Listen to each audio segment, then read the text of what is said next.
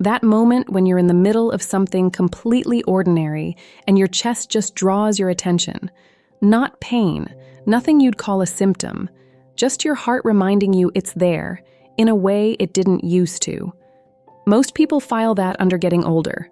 I file it under something else entirely. In my medical practice, I've seen that patients in a real crisis almost always arrive after missing clear warning signals, not pain. Nothing you'd call a symptom. Just your heart reminding you it's there. Because nobody told them which signals to read, or which numbers actually tell the truth about what's building inside. Now, and I want to say this early because it matters, everything I share here is for informational purposes only. It is not a substitute for your own doctor's guidance. Your physician knows your full history. Always loop them in before changing anything. What I can give you. Today is a framework, the 6 numbers that tell the real story of what's happening before symptoms ever appear. I've had patients reverse early kidney damage in their 60s, men with prediabetes who brought their blood sugar back to normal without a single prescription. Not through luck, not through exceptional genetics, through knowing what to measure, and measuring it before the window closed. The first number is blood pressure. It's called the silent killer. And that's not a dramatic label. It's medically precise. There are no nerve endings in your artery walls that detect pressure. That's not a flaw in the design. It's just biology. So when a reading comes back at 150/90, the person sitting across from me often feels completely fine. They had coffee that morning. They drove themselves to the appointment, and every single heartbeat was hammering their artery walls with force. Those walls were never designed to sustain long-term. Chronic high pressure accelerates the stiffening of those walls in ways that can't be undone once they've progressed far enough. It forces the heart muscle to push against constant resistance year after year. It damages the tiny filtering vessels inside the kidneys. It strains the brain's blood supply. None of those processes have symptoms until they're already advanced. That's the part that matters. The damage doesn't announce itself. It just accumulates. A patient came in years ago for a routine insurance physical. Construction manager. Never missed a day of work in his life. Blood pressure came back at 162/98. He laughed when I showed him the number, said he felt fantastic. We ran further tests and found early thickening of the left ventricle wall. Structural change built up over years of pumping against that pressure that had never announced itself once. A home blood pressure monitor costs between $20 and $40. Check it in the morning, before coffee, before any activity. Sit quietly for 5 minutes first. Take 2 readings, 1 minute apart. Write both down. A single reading means nothing in isolation. Blood pressure shifts throughout the day. What you're tracking is a pattern across days and weeks. Your target is around 120/80, consistently above 135/85. That's your signal to call your doctor. Not next year, soon. The second number is resting heart rate. And this one surprises almost everyone, because it's not a number most people have ever been asked to track. Your resting heart rate is the number of times your heart beats per minute while you're completely still. It is one of the most powerful long-term predictors of cardiovascular health that we have. Studies following large populations over decades consistently show that a lower resting heart rate is associated with a longer life. Not because it causes health, because it reflects it. A healthy resting rate sits between 50 and 70 beats per minute. If yours is consistently above 80, your heart is working overtime every hour of every day without recovery. At 90 beats per minute versus 60, your heart performs an additional 43,000 beats every single day. That's over 15 million extra beats per year. The muscle works harder. The electrical conduction system carries more strain. The inflammatory burden on the entire cardiovascular system increases in ways we can now measure precisely. A chronically elevated resting heart rate can signal metabolic dysfunction, thyroid problems, chronic unresolved stress, dehydration, or early cardiovascular disease. And once again, nothing you'd identify as a warning sign. You might feel a little more tired than you used to. You'd probably blame that on age. Check yours first thing in the morning before you get out of bed. If you have a smartwatch, the number is almost certainly already recorded. You just haven't looked. If not, 2 fingers on the inside of your wrist just below the base of your thumb. Count beats for 30 seconds. Double it. Do that for 5 mornings and average the readings. Above 80 consistently.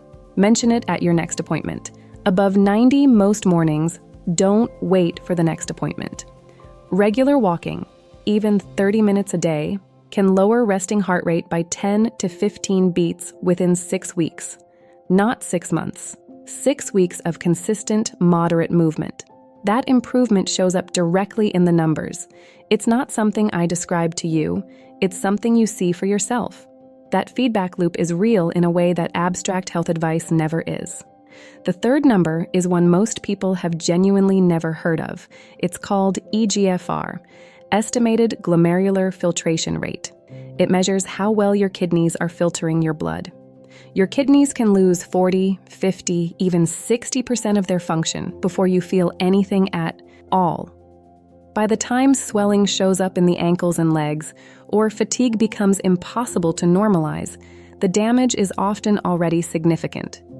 The eGFR number catches the decline while there's still time to act, while the damage is still reversible. This number is included in a standard comprehensive metabolic panel, the same blood draw most doctors order at an annual checkup. You don't need a special test. You need to ask for it, and then actually look at the result when it comes back. The fourth number is HbA1c, hemoglobin A1c. This measures your average blood sugar over roughly 3 months, not a single-day snapshot, a 3-month average built into the chemistry of your own red blood cells. Prediabetes affects a significant number of adults, and it produces no symptoms in the early stages. The HbA1c catches it there, when changes in diet and activity can still fully reverse the trend. Once elevated blood sugar persists long enough, the damage to blood vessels, kidneys, and nerves becomes structural. The goal is to know the number before that process gets underway. The fifth number is triglycerides. It's part of a standard lipid panel. It measures a specific type of fat circulating in the bloodstream, one that rises directly in response to refined carbohydrates and added sugars, not just dietary fat. Elevated triglycerides are strongly associated with cardiovascular risk, and they're frequently connected to what's happening in the liver. These 2 metrics often move together for exactly the same reason. The 6th number is liver enzymes, specifically ALT. This is the marker that tells you how much stress the liver is actually under. According to the World Health Organization, non-alcoholic fatty liver disease affects roughly 1 in 4 adults globally. In the stages when it's still fully reversible, it produces no symptoms, no pain, no cramping, no acute distress. The liver doesn't send early distress signals. It just quietly processes less efficiently than it should.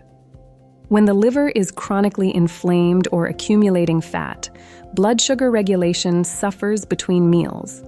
Hormonal processing becomes less efficient. Inflammatory signals move through the bloodstream. Many men who describe persistent fatigue they've normalized as aging, or brain fog they've stopped mentioning, have elevated liver enzymes they've never had tested. The liver was struggling. Everything downstream was affected, and no one had connected those dots. Ask your doctor to include ALT in your annual blood work. It's part of most comprehensive metabolic panels. Normal values generally fall below 40 units per liter. The intervention that most reliably moves this number toward normal is reducing added sugar. Fructose and refined carbohydrates drive both elevated triglycerides and fat accumulation in the liver through the same metabolic pathway. They are frequently the same root problem showing up in 2 different measurements. Address the root, and multiple numbers often improve at once. Fatty liver caught early is one of the most reversible conditions in medicine. That's not a consolation. That's genuinely good news, and I want you to hold on to it.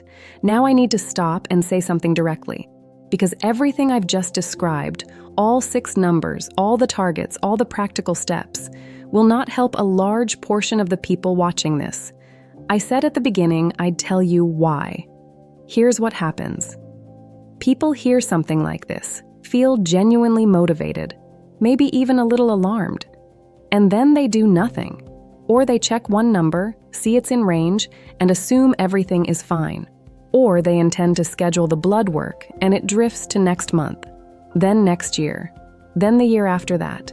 These 6 numbers only work if you actually look at them.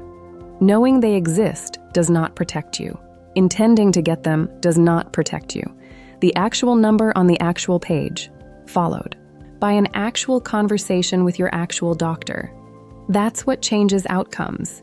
In my experience, I've worked with many patients who could recite health protocols from memory and still ended up in crisis because they never translated knowledge into action. Information without action is just something you heard once. And before I give you the exact steps, your doctor knows your full history. What I've shared here is a way to understand which numbers deserve your attention. It's not a replacement for the conversation you need to have with your own physician. That conversation is the whole point. Here's what I want you to do before this week is over. Not next month. This week. Schedule a blood draw, a comprehensive metabolic panel, a lipid panel, and an HbA1c. 1 appointment, 1 blood draw. It covers 5 of the 6 metrics on this list simultaneously. Get a home blood pressure monitor and use it for 7 consecutive mornings under the same conditions.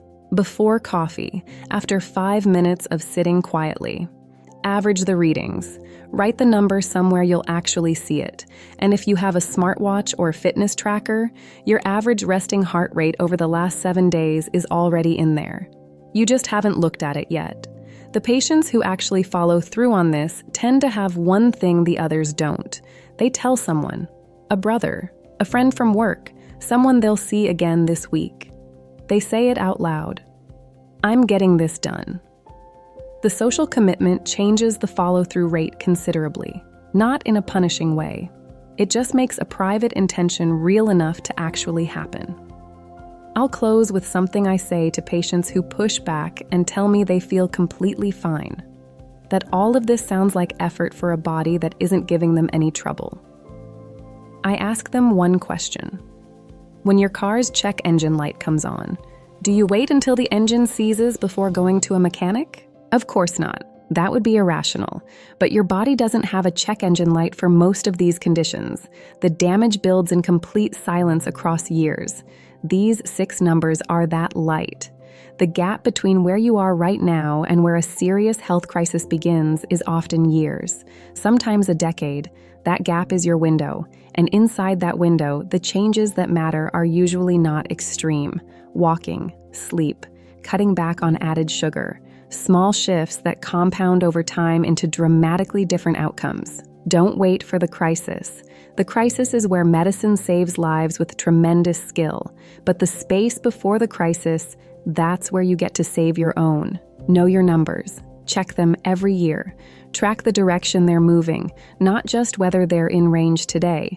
And if any one of them starts drifting the wrong way, treat that as the signal it is, and act while acting is still simple. The people who do well long-term, across every patient I've worked with, are not necessarily the ones with the best genetics.